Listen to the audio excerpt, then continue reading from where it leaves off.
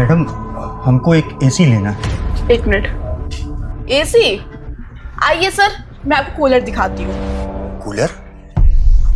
हमें कूलर नहीं मैडम, हमें एसी लेना है। सर एक बार आप कूलर देखिए तो सही, आपको बहुत पसंद आएगा। आइए आइए,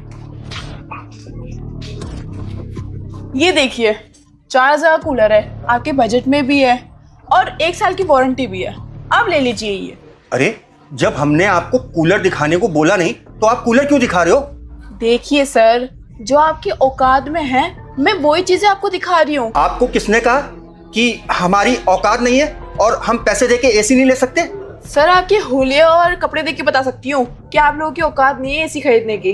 अब आप शांति से निकलते हो या धक्के देके बाहर निकालूं? अच्छा, तो अब तू मुझे धक्के मार के निकालेगी?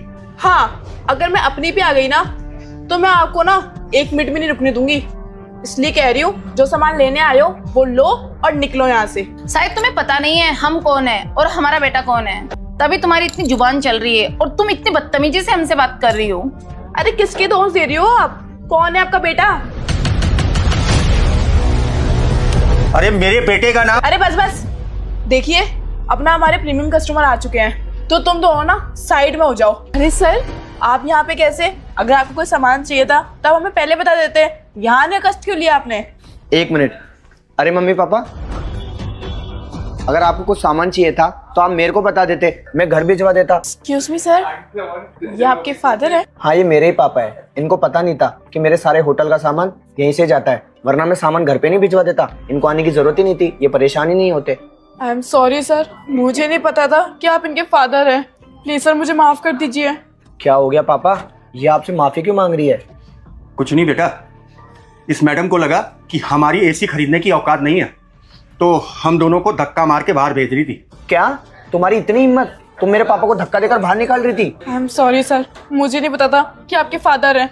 चलो ठीक है, तुम्हें नहीं पता था कि ये मेरे पापा हैं, पर तुम्हें ये तो पता था कि ये एक बुजुर्ग हैं, साथ ही साथ एक ये कस्टमर भी हैं। मैं अपने होटल का सारा सामान इसलिए मंगाता हूँ तुम्हारी दुकान से क्योंकि तुम्हारे ओनर का बिहेवियर बहुत अच्छा है, बहुत वैल्यू बना रखी है उन्होंने मार्केट में, और तुम ऐसा बिहेवियर करके तुम उनकी इमेज गिरा रही हो। आज के बाद यहाँ से मैं कोई सामान नहीं लूंगा और साथ में तुम्हारी कंप्लेन भी करूंगा। प्लीज सर मुझे इस बार माफ कर दीजिए। मैं अपनी बदतमीजी तो सह सकता था पर मेरे माँ बाप की नहीं, और जिसने मेरे माँ बाप से बदतमीजी करी है ना, मैं उसकी नौकरी तो खा के रहूंगा। नहीं बेटा, मैंने तेरे को ऐसा नहीं सिखाया है कि किसी के पेट पे लात मारे। अगर वो नौकरी से निकल गई तो घर कैसे चलाएगी? आज के बाद ऐसी बदतमीजी किसी के साथ मत करना। Thank you so much sir, और इस बात का मैं ना आगे से बहुत ध्यान रखूंगी। ऐसे कस्टमर के साथ कभी ऐसे बिहेव नहीं करूंगी। ठीक है, एक काम करो,